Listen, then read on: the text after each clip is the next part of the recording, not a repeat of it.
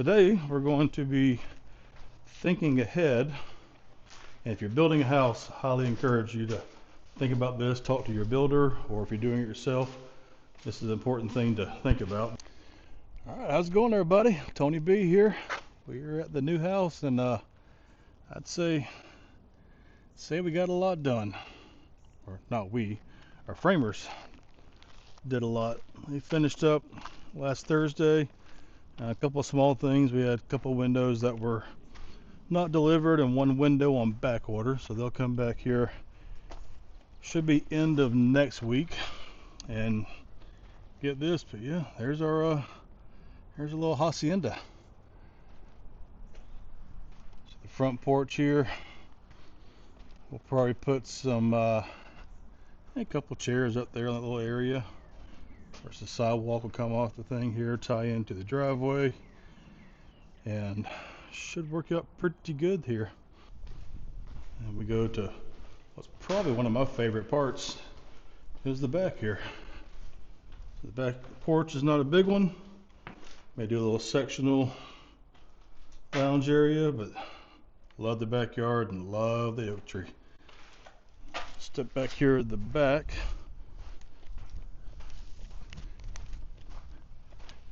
You can see over my head is what is a roofer's dream come true.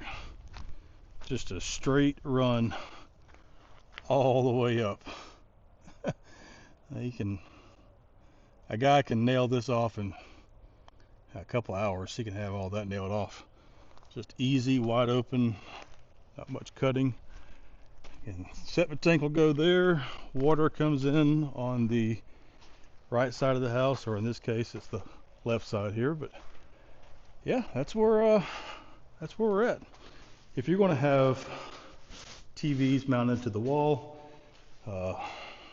anything that would require solid screws to go into, whether it be TV mounts, whether it be total accessories, do it now, because if you're not doing that now, you're going to run into a lot of problems and having to find all these little studs. 1.5 inches is a good chunk of meat, but when you've got a wall that's 10 feet here and you're trying to find that guy, you'll have a million holes in your wall trying to find that stud. And there are stud finders and stuff like that, but if you can put blocking up there, kind of makes everything a lot easier. So we're going to mount the living room TV will be on that wall. I've already gone through and marked the height that we're going to put the center of our block in. So we kept the 2x12s left over from the framing, and we're going to put a 2x12 across here, here, and here. And we're going a little bit wider than is necessary, but that takes away the guesswork of having to find the exact measurement. Now you can take your notes and you can do all the recording of where you're at and everything, and that's totally fine too. But if it's there, it's scrap wood, use it, make your life easier. Here we'll put a towel bar over here. We'll probably put a little towel hook there, and maybe a little small towel bar over the toilet area. So there'll be a vanity going here with a mirror. This will be the tub. So just think about getting out of the shower, accessing something to grab onto that'll hold your towel for you. And then the bedrooms are kind of the same thing. We know the bed's going to go over here on this wall, so there will be a TV mounted on that wall. And we just took the same height and we'll put a piece of 2x4 here, vertical, just because this is where the corner is and makes a T. So 3.5 inches will fit right in there. And then 2x12, 2x12, and we'll have plenty of meat to work with. And we'll take some notes and take some pictures. But all 3 bedrooms are getting TV blocking. Both bathrooms will be getting blocking for toilet accessories, and living room blocking for TV. So pretty cut and dry stuff, but again, if you're building your house or having your house built, this is the stage to come in here before installation, before the electricians come in and put your blocking in. It just takes away all the headache of trying to find something solid to put your screws into. Hollow wall anchors have come a long ways, but I would not trust hanging a $400 TV on hollow wall anchors. So add-in blocking is a cheap insurance, and you'll be much happier when it's all said and done. So we're getting set up here, and I'm going to do some measuring and cutting. Dad's going to be installing, and it shouldn't take more than a couple hours, we hope. All right, so here we got a neighbor from across the street saying hi real quick. Always love getting a few words in with them. Just good people, and good to have some good neighbors. But this is just some leftover 2x12 that we had. A little overkill on the size blocking needed, but it gives us plenty to work with.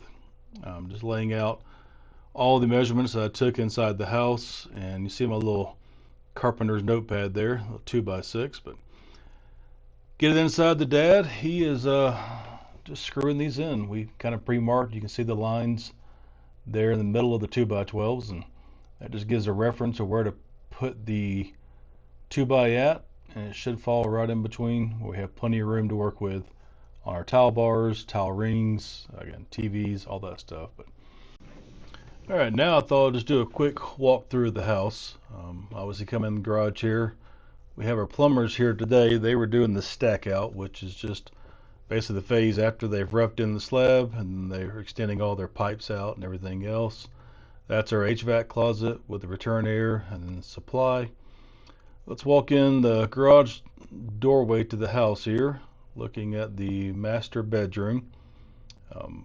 HVAC guys came in a few days before, ran all their duct lines for the supply return. You can see our blocking there on the wall in front of me. That's where a TV will go. And on the right side there, that's just our blocking for the towel rings, towel bar. Down low is a toilet paper holder. We got 11 1/4 inches to work with. We'll have no problem finding some solid blocking to mount those accessories onto the wall with. One thing I learned a long time ago, of course, back when I was building houses, our cell phones weren't nearly that as good as they are now, but just take some video of how everything is laid out in your house. Once that drywall is up, you can't see the path of ductwork, the path of electrical, plumbing lines, all that stuff. Here we're going to have spray foam insulation, so we'll always have access to the attic. But if you're doing a blown in cellulose, it's pretty much covered up and you won't see it again. I came in here and marked out or laid out the cabinets just so the plumber, the HVAC guy, and electrician would have reference points to work with for light fixtures, for the vent hood pipe coming out, as well as the plumber for just laying everything out his end, centered up on the window for sinks and refrigerator, all that. Now this wall right here, I do want to make a quick note. There's going to be a fiberglass tub there, and that wall behind the fiberglass tub will be covered up. So fortunately, my good buddy Mason with Premier Insulation, he came over there, just did me a solid favor and spray foamed just that little 5-foot section of wall for us so the plumber could set his tub later on the next day. So big props to Mason. Appreciate helping me out, buddy. And I totally missed that on my end. Plumber fortunately called me and says, "Hey Tony, there's going to be a little problem here." So again, thanks Mason for taking care of us. And here we are on the back side of the house. Nothing fancy, just a little small porch. You can see there on the bottom of the screen the green pipe. That's our septic tank inlet. And yeah, we're making some headway here. This thing has gone really well, and super happy with where we're at currently. And here we see that Mason stopped in, took care of us on that, sprayed those 3 stud bays so the plumber could come in and set his tub, but it would have been totally inaccessible had he not come prior to the plumber setting the tub. And there's the tub. Just a small little fiberglass unit, nothing fancy, but it'll hold water and get you clean. And then had the roofer show up. Good to see that that synthetic felt get covered up with some shingles. Guys did a great job. Just took a day for them to do. It's about 30 5 36 squares, I think. And they had 4 or 5 guys. Knocked it out, did a great job, passed our inspection. So props to our roofers for doing a great job on that as well. That's the good part of the roof. Easy peasy. Got our windows in that were on back order, and framer came in the weekend, set those for us. You can start to see some wires in the wall there. We got our switch boxes. Electrician was able to come in and get everything stubbed out, get it wired up for us. I just like taking good pictures and video of the house under construction, especially this kind of stuff. You just get to see a real life image of where everything's at, and if there are any problems, you have a reference to go back and find how the plumbing was ran, how the electrical was ran, maybe ductwork, but it just takes a few minutes and worth it. And there's our sub panel that'll hold all the breakers for the house, switches, lights, outlets, all that fun stuff. There's a little bit of our wind bracing. Florida does have hurricanes, so we want to have all that bracing in per the engineer specs of the truss manufacturer. Keep that wall from blowing in. And then just some plumbing tying into the tubs and all that. Well, needless to say, this house has come a long ways in a relatively short amount of time. Considering that a lot of this scheduling is happening while I'm in Colorado. We've had some amazing subs that come out and do a great job. They're on time, on point, and keeping everything moving along.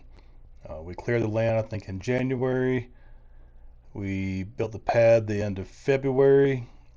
Had the slab go down latter part of March, and we're in the first week of May now, and we are getting ready to have our insulation sprayed in, as well as the sheetrock delivered and start being hung this week.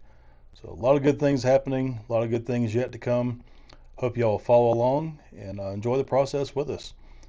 Thank you all for watching, and we will see you guys on the next one. Thank you much.